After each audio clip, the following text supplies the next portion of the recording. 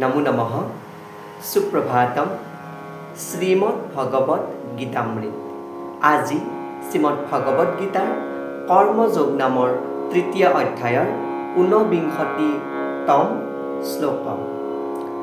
এই 49তম শ্লোকভাগী হৈছে এনেধৰণৰ তস্মাৎ আসক্তঃ সততং कार्यं कर्म समासरा असक्तो यशरन् कर्म परमाप्नोति पुरुषः। এই বিশিষ্ট শ্লোকভাগীৰ অসমীয়া সৰল অৰ্থ হৈছে এনেধৰণৰ গতিকে কৰ্মফলৰ প্ৰতি কোনো আসক্তি নৰখাকৈ কেৱল কৰ্তব্য বুলি ভাবি লৈ সততে কামবিলাক কৰি যোৱা যিজনে আসক্তি নোহোৱাকৈ কামবিলাক কৰি যায় তেৱেই পৰমাৰ্থ বা পৰম পুৰুষাৰ্থ লাভ কৰে। এই শ্লোকভাগী ভগৱান শ্ৰীকৃষ্ণই সখা অৰ্জুনৰ আগত অৱতাৰণা কৰিছে। শ্লোকভাগীৰ প্ৰসংগ এনেধৰণৰ ভক্তসকলৰ বাবে পৰম বস্তু হৈছে পুৰুষোত্তম ভগৱান আৰু নিৰাকাৰবাদীসকলৰ বাবে মুখ্যই হ'ল পৰমাৰ্থ বা পৰম পুৰুষাৰ্থ।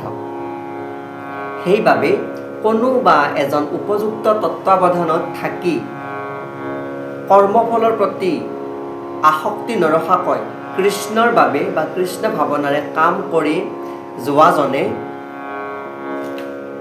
নিশ্চিতভাৱে জীৱনৰ পৰম লক্ষ্যৰ ওপৰত অগ্ৰসৰ হৈছে বুলি কোৱা হৈছে। অৰ্থাৎ সেই বিশিষ্ট আধ্যাত্মিক গুৰু যি গুৰুৰ তত্ত্বাৱধানত থাকি ফলৰ প্ৰতি আসক্ত নহয় অনাসক্তভাৱে কৰ্মসমূহ সম্পাদন কৰি গৈ থাকে, তেওঁ সেই নিজৰ লক্ষ্যৰ প্ৰতি অগ্ৰসৰ হৈ থাকে, তেওঁ এই কৃষ্ণ ভাৱনা সম্পন্ন ব্যক্তিগৰাকী এই জগতৰ পৰা পৰম পুৰুষাৰ্থ লাভ কৰিবলৈ সক্ষম হয়। কুৰুক্ষেত্ৰৰ ৰণভূমিত কেৱল কৃষ্ণৰ বাবেই যুদ্ধ কৰিবৰ বাবে অৰ্জুনক কোৱা হ'ল, কাৰণ অৰ্জুন যুদ্ধ কৰোঁতে কৃষ্ণই বিচাৰিছিল। অৰ্থাৎ যিহেতু নিজৰ কৰ্ম সেই কৰ্ম সম্পৰ্কে অৰ্জুনক জনাইছিল যে তুমি যুদ্ধ কৰা, কৃষ্ণই সেই যুদ্ধ কৰাটো তেওঁ বিচাৰিছিল। এজন ভাল মানুহ হ'বলৈ বিচৰাটো বা অহিংসা হ'বলৈ বিচৰাটো ব্যক্তিগত আসক্তিৰ কথা, কিন্তু পৰমেশ্বৰৰ হকে কাম কৰাটো হ'ল কৰ্মফলৰ প্ৰতি অনাসক্ত হৈ কৰা কাম। অৰ্থাৎ কৃষ্ণই যিহেতু অৰ্জুনে যুদ্ধ কৰাটো বিচাৰিছিল আৰু এইফালে অৰ্জুনে কৈছিল মই অহিংসাৰ পথ অৱলম্বন কৰিব বিচাৰোঁ, মই আত্মকুটুম্বক হত্যা কৰিব নিবিচাৰোঁ আৰু সেই তেওঁলোকক হত্যা কৰি মই লাভ কৰা ফলো মোক নালাগে। তেতিয়া কৃষ্ণই কৈছিলে যে পৰমেশ্বৰৰ হকে যিটো কাম কৰা হয় বা পৰমেশ্বৰক লাভ কৰাৰ কাৰণে যিটো কাম কৰা হয় তাত যদি হিংসা কৰিব লগা হয় সেই কৰ্মত কোনো আসক্তি নাথাকে, অনাসক্ত হৈ কৰা কাম, কিয়নো সেই কৃষ্ণৰ উদ্দেশ্যক্ৰমে হৈছে স্বতঃপ্ৰণোদিতভাৱে হৈছে। মই ব্যক্তিগতভাৱে এইটো কাম কৰিব বিচৰা নাই যদিও ভগৱান কৃষ্ণই কৃষ্ণ ভাৱনা সম্পন্নৰ ফালৰ পৰা সেইটো কৰ্ম কৰাইছে। পৰম পুৰুষ ভগৱান শ্ৰীকৃষ্ণই অনুমোদন কৰা এনে কৰ্মই হ'ল সৰ্বোচ্চ উচ্চতৰ বা প্ৰমুখ কৰ্ম।